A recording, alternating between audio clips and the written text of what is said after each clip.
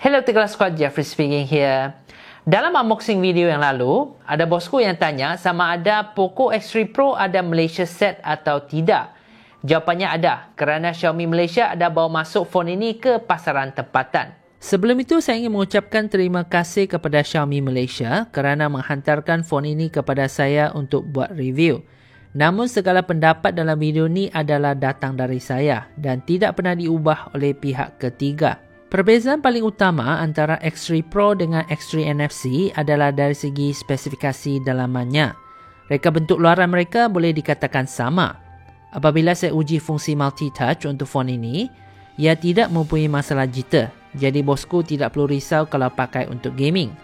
Kecerahan paparan untuk Poco X3 Pro ialah 514 lux. Lebih rendah jika dibandingkan dengan Poco X3 NFC. Kalau bosku selalu guna phone di bawah cahaya matahari, saya rekomen untuk hidupkan automatic brightness kerana kecerahan paparan akan jadi lebih terang. Poco X3 Pro sokong video HDR di platform seperti YouTube, tetapi tidak sokong video HDR di Netflix.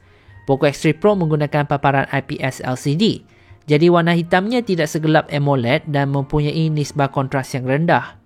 Viewing angle untuk phone ini sangat bagus di mana image boleh dilihat dari pelbagai sudut pandangan. Selain itu, paparannya tidak mempunyai color shifting ataupun perubahan warna apabila dilihat dari sisi skrin. Resolusi paparan untuk phone ini ialah 1080p. Pada pendapat saya, resolusi ini dah cukup bagus untuk tontonan video di YouTube dan Netflix. Refresh rate untuk paparan ialah 120Hz dan ia mempunyai dynamic switch yang bermaksud refresh rate-nya akan bertukar mengikut penggunaan. Dengan ini, baterinya tahan lebih lama. Dari segi Wi-Fi, phone ini sokong 2.4 dan 5 GHz.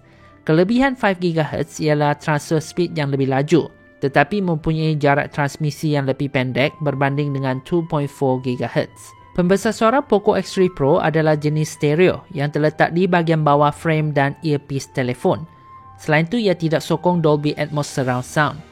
Bunyi dari pembesar suara kiri dan kanan tidak seimbang di mana speaker di bawah frame adalah lebih lantang. Poco X3 Pro sokong high-res audio, jadi ia boleh mainkan muzik yang mempunyai kualiti CD dan ke atas.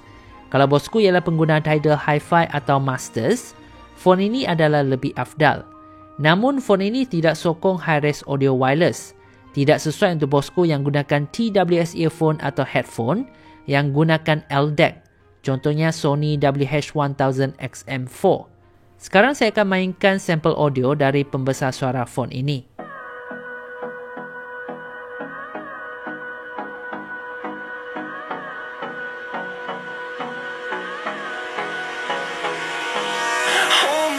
Till I get up, time is barely on our side.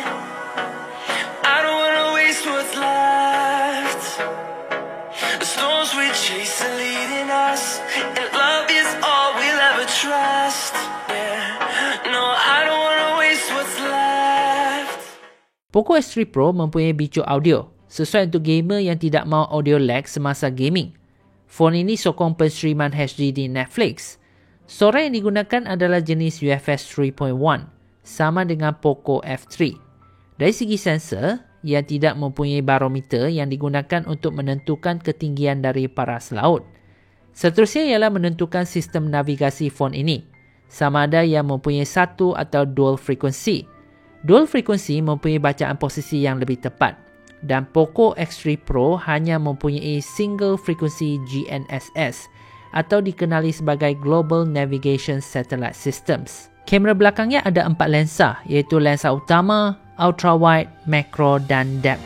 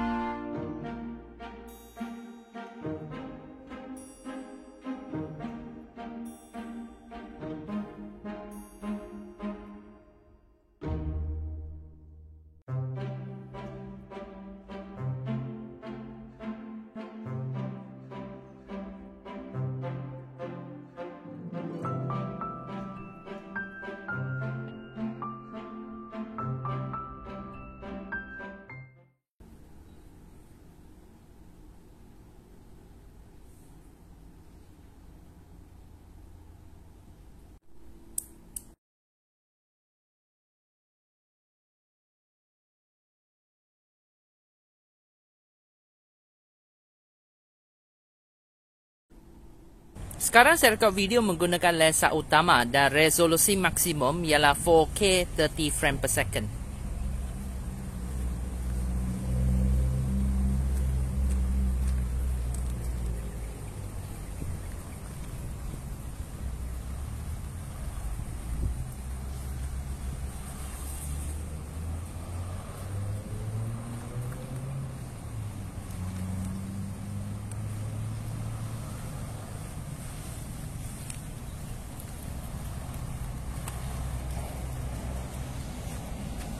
Sekarang saya rekod video menggunakan lensa ultra wide angle dan resolusi maksimum ialah 1080p 30 frame per second.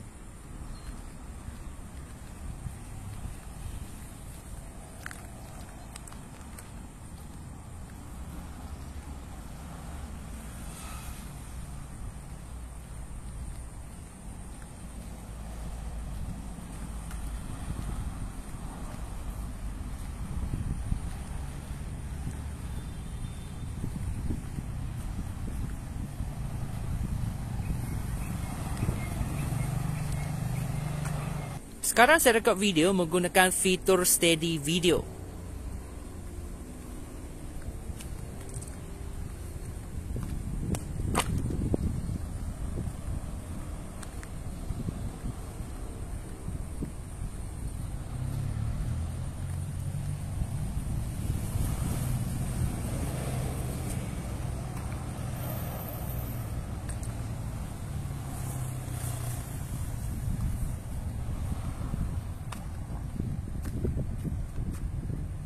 Sekarang saya rekod video menggunakan fitur dual video.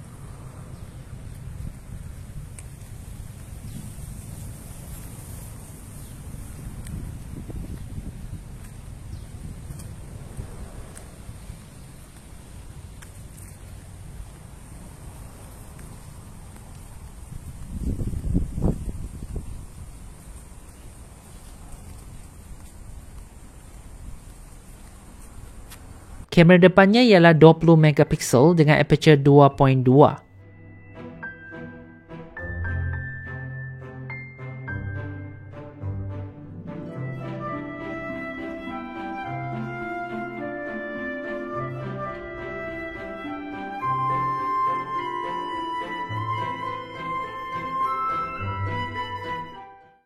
Sekarang saya rekod video menggunakan lensa selfie dan resolusi maksimum ialah 1080p 30 frame per second.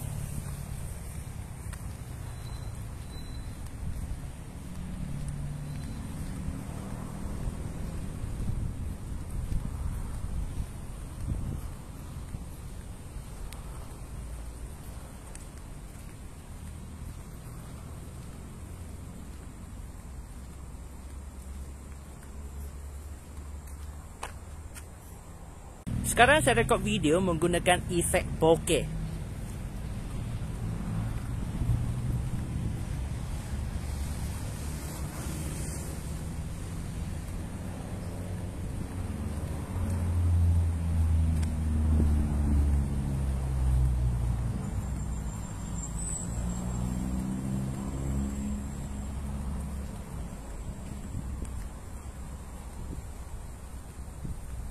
Dalam PUBG Mobile, phone ini dapat sokong sehingga Ultra HD Graphics dan Ultra Frame Rate. FPS ialah 40 frame per second apabila diukur dengan Geekbench Pro dan grafiknya sangat lancar. Kalau bosku nak frame rate yang lebih lancar iaitu 60 frame per second, boleh set ke Smooth Graphics dan Extreme Frame Rate.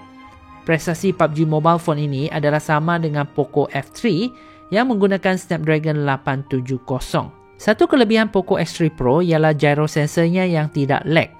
Suhu phone sebas gaming agak tinggi iaitu sekitar 42 darjah Celsius. Lebih panas daripada Poco F3.